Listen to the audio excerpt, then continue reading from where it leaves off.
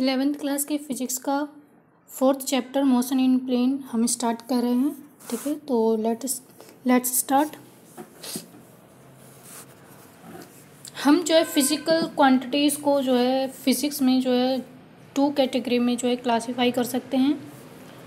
First है is scalar quantities, second is vector quantities. Okay, इन दोनों क्वांटिटीज़ में बेसिकली डिफरेंस जो है डायरेक्शन का होता है। ओके, स्केलर क्वांटिटीज़ में हमारे पास डायरेक्शन नहीं होती, इनके पास सिर्फ मैग्नीट्यूड होता है। मैग्नीट्यूड बोले तो साइज़, कितना साइज है, यानी कि हाउ मैनी या हाउ मच। ठीक है, सपोज जैसे 5 kg, तो ये वेट है ना। ठीक है, तो ये वेट है, ये तो ये जो न्यूमेरिकल वैल्यू है यही जो हमारी जो है मैग्नीट्यूड होता है। ठीक है, तो ये केजी में भी होता है, जैसे 4 सेंटीमीटर या 4 मीटर पर सेकंड। तो ये जो है ये यूनिट है हमारी, और जो ये न्यूमेरिकल जो वैल्यू होती है ये हमारी मैग्नीट्यूड होती है। ठीक है, ठीक है, तो स्केलर क्वांटिटीज़ में हमारे पास ओनली मैग्नीट्यूड होता है, और वेक्टर क्वांटिटी में मैग्नीट्यूड होता है, डायरेक्शन होती है, और ये वेक्टर क्या करते हैं, ये triangle law of addition and parallelogram law of addition, इन दोनों को जो है फॉलो भी करता है और भी करता है। ठीक है, तो आगे चलते हैं। ओके,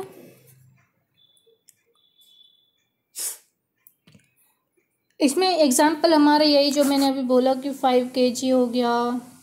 ठीक है, और 1 डज़न हो गया।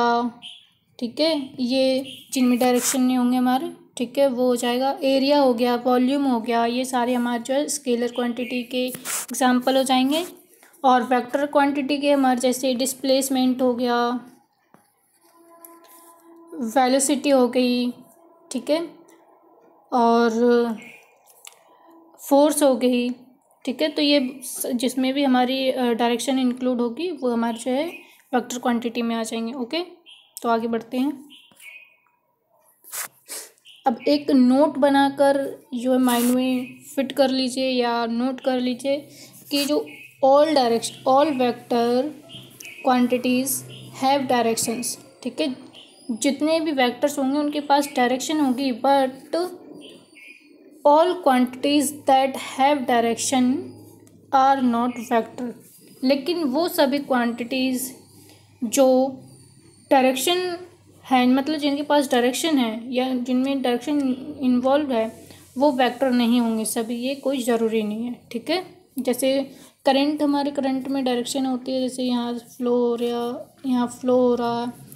ठीक है, इस डायरेक्शन में फ्लो हो रहा है, इसमें डायरेक्शन फ्लो हो रहा है, बट ये जो है वेक्टर नहीं है। ओके, तो ये जो है एक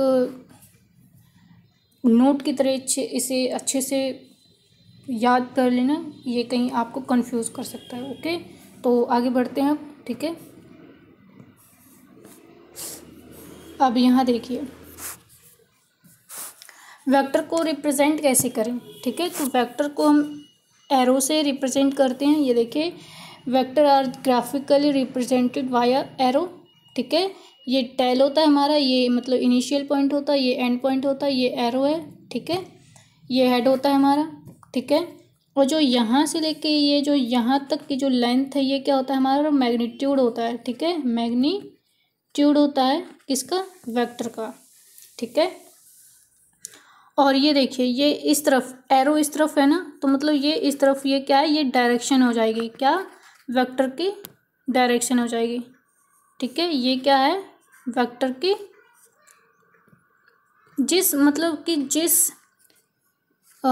जिस तरफ भी हमारा जो हेड होगा, एरो का हेड होगा, वो क्या हो जाएगी, डायरेक्शन किसकी, वेक्टर की।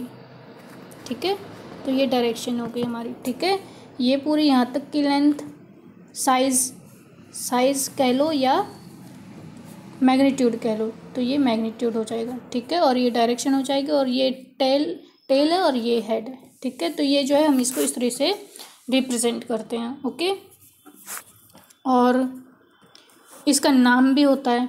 ठीक है। जैसे इसका सपोज ए वेक्टर ये ऐसे, ठीक है, तो ये इसका नाम हो गया हमारा, ठीक है, तो ये ए वेक्टर हमारा नाम हो गया इसका, ठीक है। आगे चलते हैं। ये देखिए ये रहा, किसी वेक्टर को हमें डिस्क्राइब करना है तो कैसे करना है, ठीक है। तो ये देखिए वेक्टर के जितने भी हमारे पास नोमेनक्लेचर जिस तरह से भी करते हैं, जो भी कंपोनेंट है वो ये देखिए ये जो है जिस तरफ हेड होगा उस तरफ ये डायरेक्शन रही हमारी, ठीक है। जिस तरफ भी हेड होता है वो डायरेक्शन होती है हमारी वेक्टर की। ये हमारा नाम हो गया वेक्टर का, ठीक है। और हाँ, वेक्टर का जो नेम है वो बोल्ड कैरेक्टर में होता है, ठीक है, बोल्ड कैरेक्टर में होता है और कैपिटल में होता है, ठीक है, कैपिटल लेटर्स में होता है, ठीक है। और ये देखिए ये जो मैंने अभी बताया था आपको, तो ये यूनिट्स हो गए हमारे। ये देखिए मैंने यहाँ ऐसे एरो करके लिखा, ये यूनिट है हमारी, ठीक है, वेक्टर की यूनिट है हमारी। और ये जो है मैग्नीट्यूड होता है, ठीक है, ये मैग्नीट्यूड होता है जो हमारी न्यूमेरिकल वैल्यू होते हैं। तो ये ना यहाँ पे अगर सिर्फ सिंपल हम ऐसे लिखते हैं तो वो मैग्नीट्यूड ही उसे रीड कर लिया जाता है, ठीक है, क्योंकि वेक्टर हमारा ये है, वेक्टर का नाम जो है एरो के साथ आता है, विदाउट एरो के जो है हमारा जो है मैग्नीट्यूड रीड हो जाता है, ठीक है। लेकिन बेसिकल जो हमारे जो न्यूमेरिकल वैल्यू होती है वही मैग्नीट्यूड होता है, वही साइज़, क्योंकि वही हमें साइज़ बताता है, हाउ मैनी या हाउ मच, ठीक है।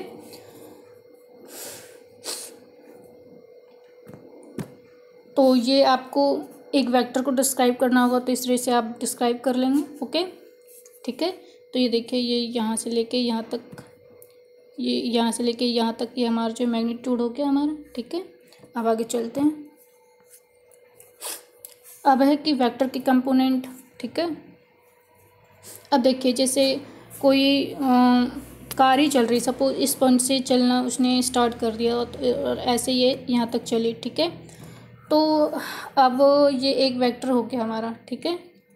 अब इसकी कंपोनेंट क्या है हमें कैसे पता चलेगा, ठीक है। तो इसके अब हम ये दो प्लेन में, मतलब 2 डायमेंशनल प्लेन में हमारे 2 कंपोनेंट होंगे इसके, एक एक्स कंपोनेंट हो जाएगा, एक वाई कंपोनेंट। जैसे सपोज कि यहाँ पे 1 2 और ये 3 यहाँ पे कर लीजिए, 1 2 और 3 यहाँ पे ऐसे कर लीजिए। तो ये देखिए यहाँ 3 हो जाएगा और ये 3 हो जाएगा। तो ये देखिए x3 और y3, मतलब x कंपोनेंट इसका 3 हो जाएगा और y कंपोनेंट इसका 3 हो जाएगा, ठीक है।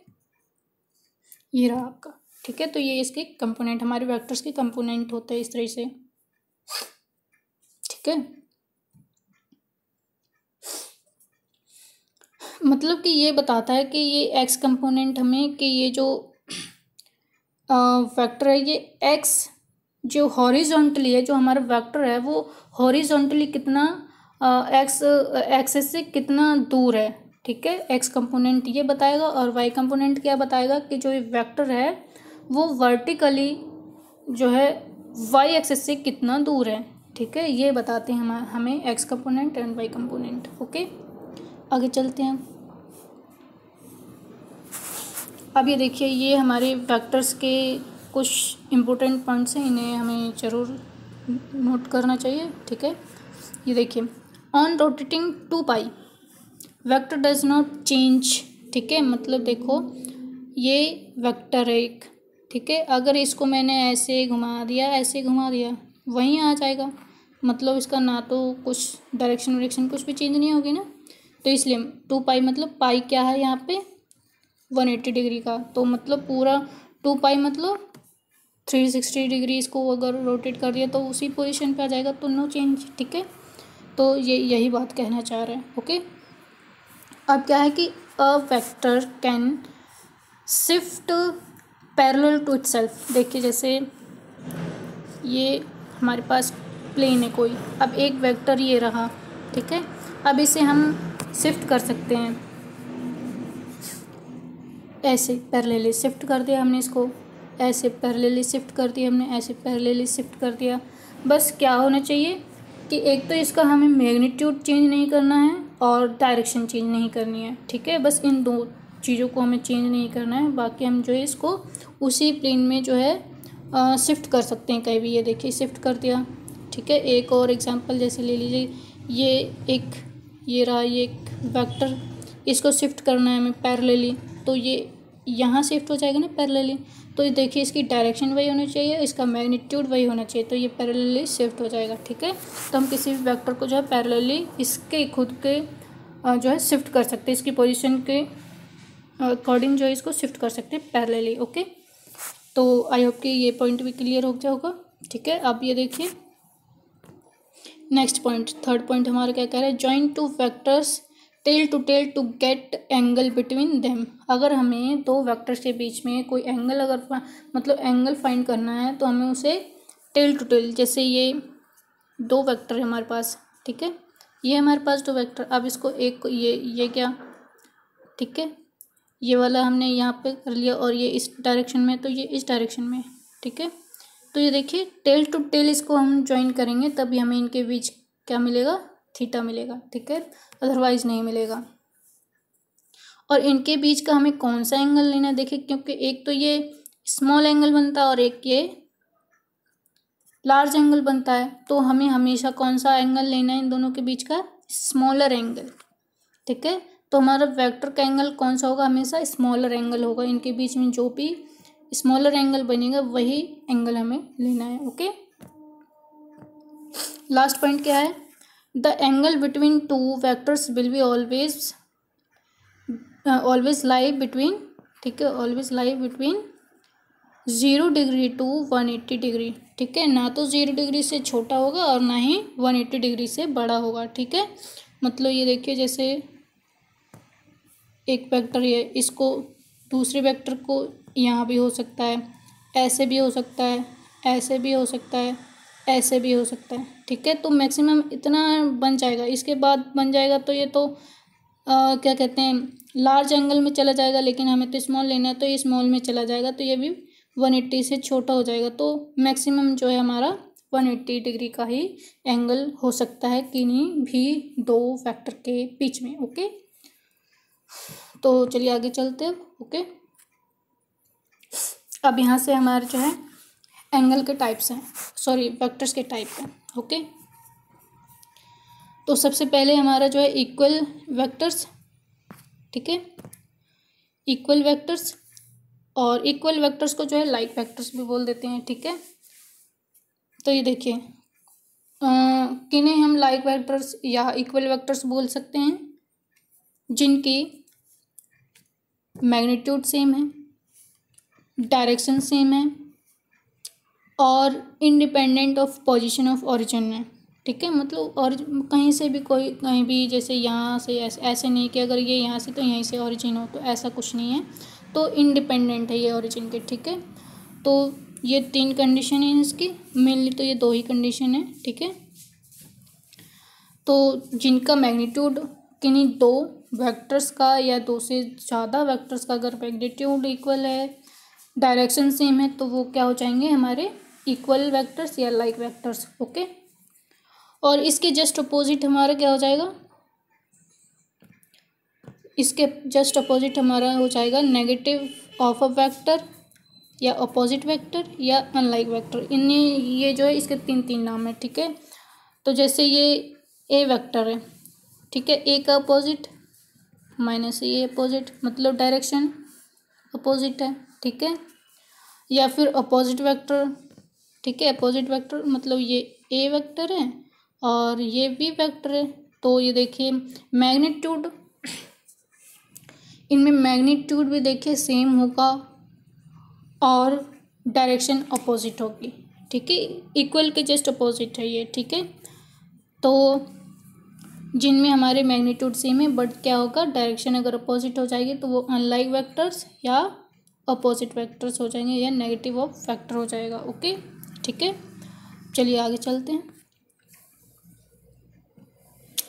अब ये पैरेलल वेक्टर, पैरेलल वेक्टर जो है कौन से होंगे हमारे, ये देखिए इसकी कंडीशन, सेम डायरेक्शन हो, किसी भी साइज़ के हों, ये नहीं कि सेम ही साइज़ के होंगे तो ही पैरेलल होंगे, ऐसा कुछ नहीं है, छोटा भी हो इतना भी हो लेकिन डायरेक्शन सेम है और उनके बीच में एंगल 0 डिग्री का है, ठीक है। मतलब कि ऐसे बना दिया, ऐसे बना दिया, ठीक है। तो इनके बीच में एंगल तो कोई बन ही नहीं रहा ना, ठीक है। तो ये 0 डिग्री का एंगल यहाँ पे लाई करेगा, ठीक है, क्योंकि एंगल तो हमारा टेल टू टेल ही बनता है ना, तो कोई भी एंगल हमारे यहाँ बन नहीं रहा, 0 डिग्री है, ठीक है।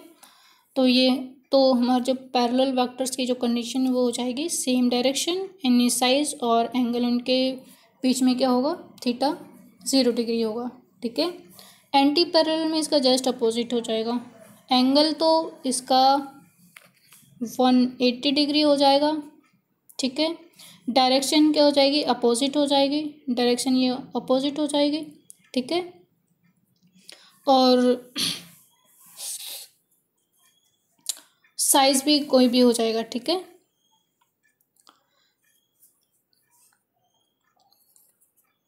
ठीक है, आई होप कि आपको जो है पैरेलल और एंटी पैरेलल में कंफ्यूजन नहीं होगा, ठीक है। ये एक दूसरे के अपोजिट हैं, ठीक है। तो एंटी पैरेलल में जो है डायरेक्शन अपोजिट होगी, बाकी ये वाली कंडीशन है, मतलब ये वाली कंडीशन और ये वाली कंडीशन जो है अपोजिट हो जाएंगे, इसमें अपोजिट डायरेक्शन और एंगल 180 का हो जाएगा एंटी पैरेलल वेक्टर्स में, ओके, ठीक है। अब है कोलिनियर, नाम से ही पता चल रहा है कोलिनियर, मतलब कि जो एक ही लाइन पर, जो वेक्टर एक ही लाइन पर हों तो उन्हें हम कोलिनियर वेक्टर्स बोलेंगे, ठीक है। जैसे ये देखिए, ये 2 वेक्टर है, ठीक है। तो ये जो हमारे पैरेलल और एंटी पैरेलल है ना, ये जो है बेसिकली इन्हीं कोलिनियर के ही जो है आगे के जो है स्टैंडर्ड वर्जन्स हैं। देखिए जैसे ये मैंने ये रो ले लिए, ठीक है। अब मैंने एक वेक्टर ये ले लिया, एक वेक्टर ये ले लिया, तो ये देखिए एक ही लाइन पे बट अपोजिट हैं एनी साइज। तो ये देखिए ये तो एंटी पैरेलल है और यहाँ पे ये देखिए पैरेलल बना रहे हैं ये, ठीक है। तो ये एक तरह से ये दोनों जो हैं कोलिनियर में ही जो है होते हैं, कोलिनियर वाले वेक्टर मतलब होते हैं हमारे, ठीक है, ठीक है। तो कोलिनियर वेक्टर हमारे वो जो एक लाइन पर ही हमारे लाई करेंगे तो वो हमारे कोलिनियर हो जाएंगे, ओके। हाँ, अब ये देखिए कोप्लानर यहाँ पे देखिए कोप्लानर मतलब जिनमें जो मतलब सेम प्लेन में क्या होगा, सेम प्लेन होगा, सेम प्लेन में होंगे जो वेक्टर्स वो हो जाएंगे कोप्लेनर, ठीक है। कोप्लानर साइज भी कोई हो जाएगा, डायरेक्शन भी कोई भी चलेगी इसमें, ठीक है। तो इसमें सिर्फ एक ही कंडीशन जो है कोप्लानर जो नाम में ही है कि इनमें जो वो जो भी वेक्टर हैं वो एक ही प्लेन में लाई होने चाहिए, ओके। अब है कंकरेंट वेक्टर्स।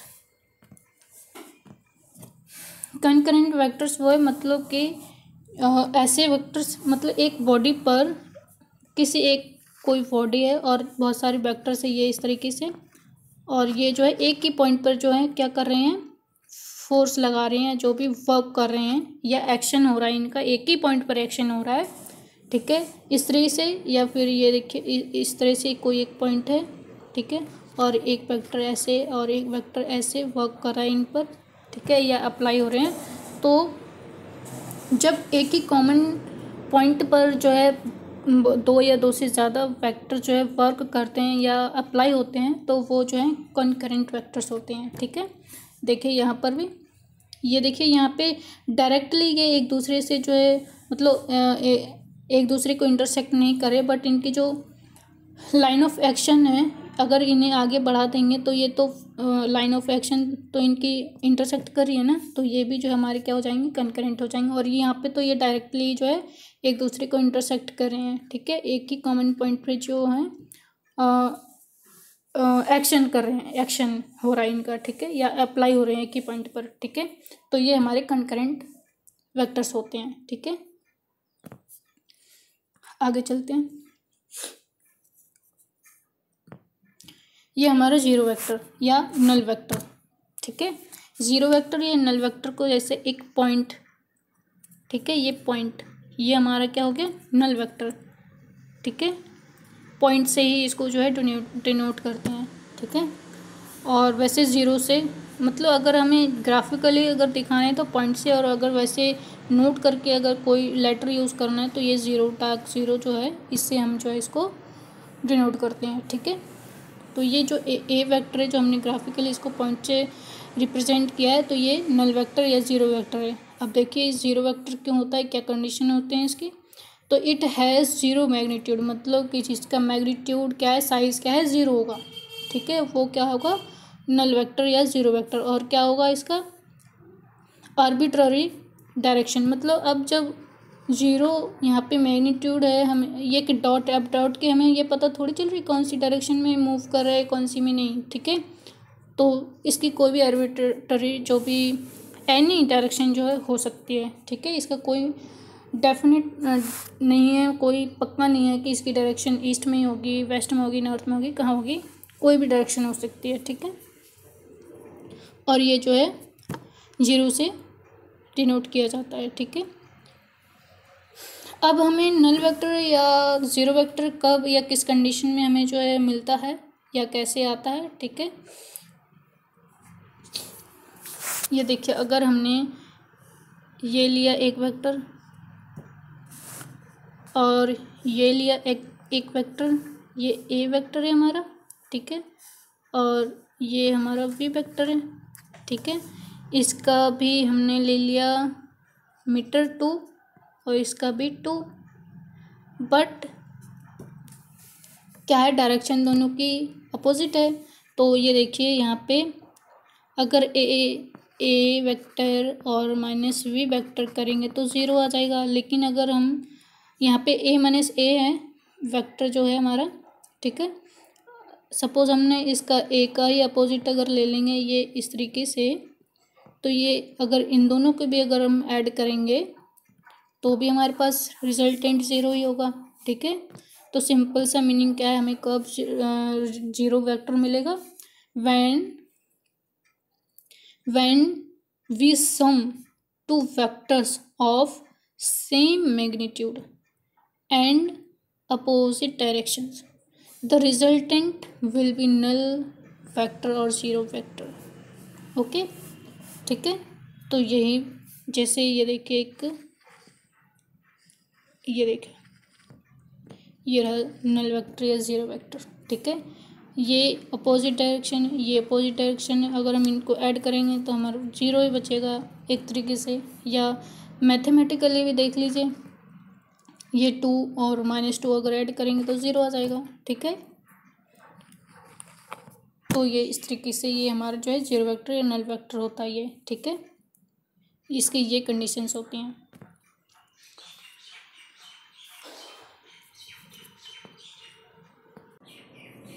आगे चलते हैं, अब है यूनिट वेक्टर। अब आपको देखो नाम से ही लग रहा है यूनिट मतलब वन, यूनिट मतलब वन ही होता है ना, ठीक है।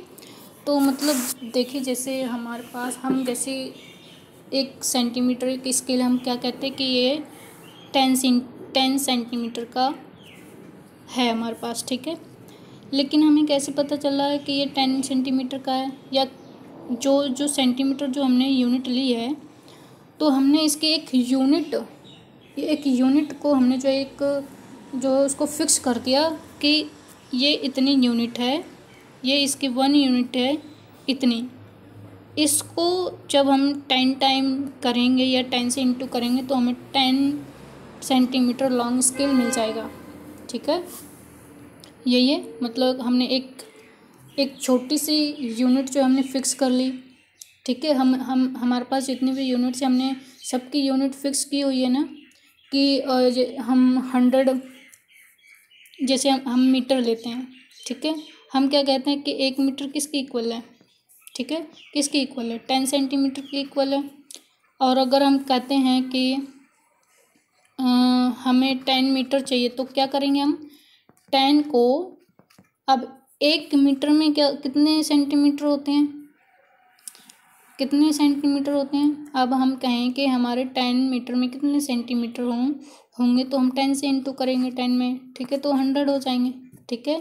या हम कहेंगे कि हमें 1 मीटर से हमें 10 मीटर लॉन्ग की जो लेंथ है वो मेज़र करनी है, तो हम जो है 1 मीटर में 10 को जो है इंटू कर देंगे, तो हमारे पास इतनी लंबी लेंथ को हम मेज़र कर लेंगे, ठीक है।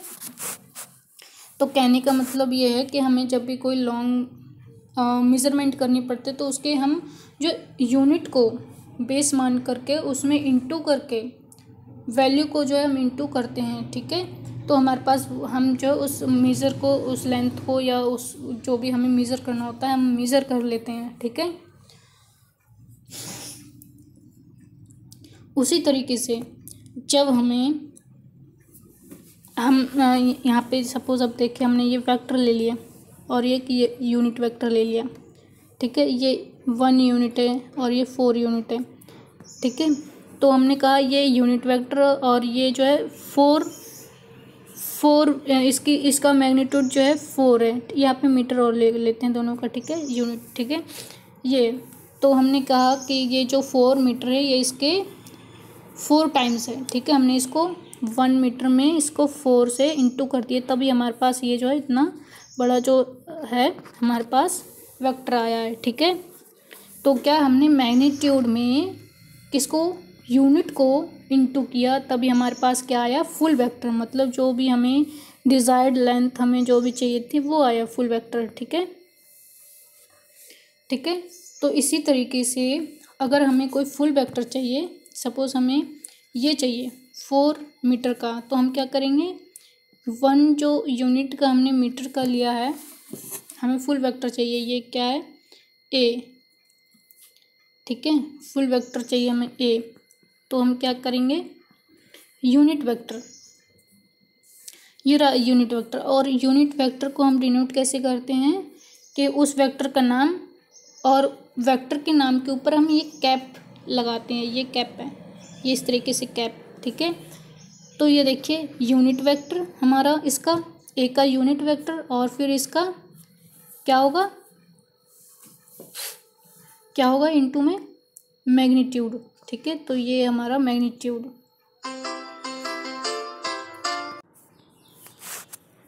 ठीक है। तो हमें जैसे हमारे फुल वेक्टर है और ये यूनिट वेक्टर है, ये 4 मीटर हमने सपोज कर लिया, और ये हमारा यूनिट वेक्टर मतलब 1, इसका 1 मीटर, ठीक है। अब हमें ये वेक्टर फुल वेक्टर चाहिए, ठीक है, मतलब डिज़ायर लेंथ हमें जो भी चाहिए तो वो हम फुल वेक्टर बोलेंगे, ठीक है।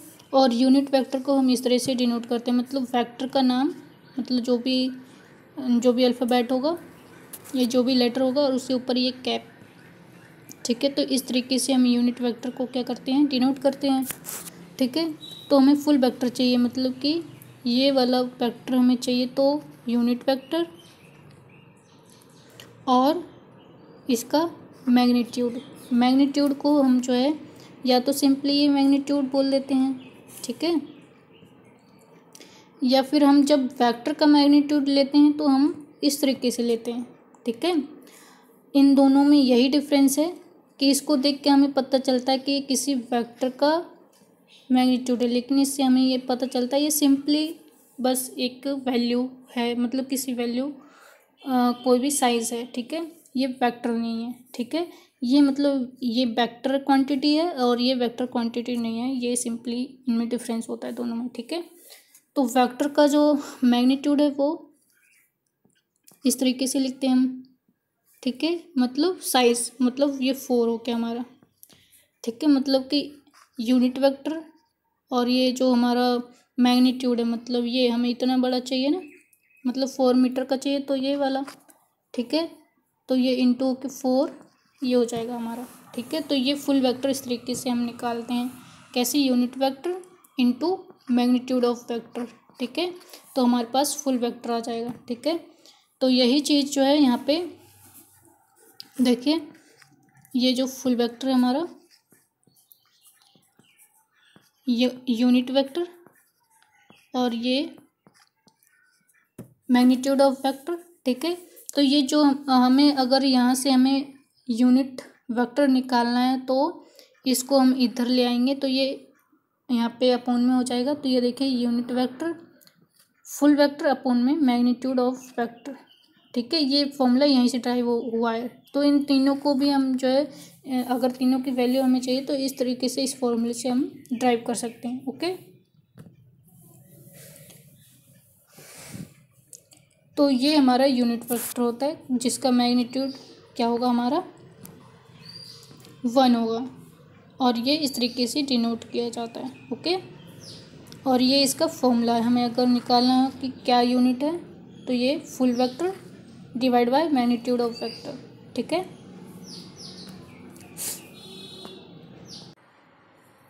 ये देखिए अब ये multiplication of vectors by real number. Real number मतलब रियल नंबर में हमारे नेगेटिव एंड पॉजिटिव नंबर्स होते हैं, ठीक है। तो ये देखिए दोनों का देखते हैं हम कि अगर पॉजिटिव से अगर इंटू करेंगे तो क्या रिजल्ट होगा और अगर नेगेटिव से करेंगे तो क्या रिजल्ट होगा। ओके, तो देखिए व्हेन अ वेक्टर ए, ठीक है, ये vector A multiply with a positive number x. यहाँ पे वैसे हमारी एनसीईआरटी बुक्स में जो है लैम्डा लिया हुआ है, लेकिन ये लैम्डा जो है मुझे कीबोर्ड में मिला नहीं इसलिए मैंने एक्स ले लिया, ठीक है।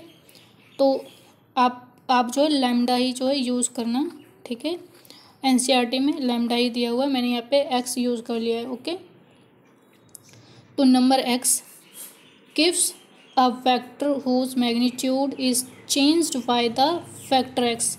मतलब कि जो भी इस एक्स की वैल्यू होगी, जैसे 1 2 या 3 जो भी वैल्यू होगी उससे उस वैल्यू से जो है उतनी वैल्यू जो है इफेक्ट हो जाएगी, ठीक है। उसी वैल्यू से जो है हमारे जो वेक्टर की लेंथ या मैग्नीट्यूड होगा वो जो है अफेक्ट होगी, ठीक है, या चेंज होगी। बट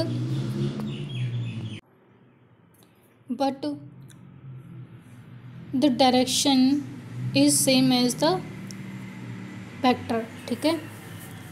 तो यहाँ पे ये देखिए ये जो है एक वेक्टर ए है, ठीक है, और इसको हमने 2 से इंटू किया तो ये इसका डबल हो जाएगा, लेकिन डायरेक्शन सेम है, लेकिन मैग्नीट्यूड इसका कैसे चेंज हो गया, जिस भी नंबर से, जिस पॉजिटिव नंबर से हमने इसको जो है या जिस फैक्टर से हमने जो है एक्स से हमने इसको इंटू किया था उतना ही जो है इसकी साइज़ में या मैग्नीट्यूड में चेंज हो गया है, ठीक है।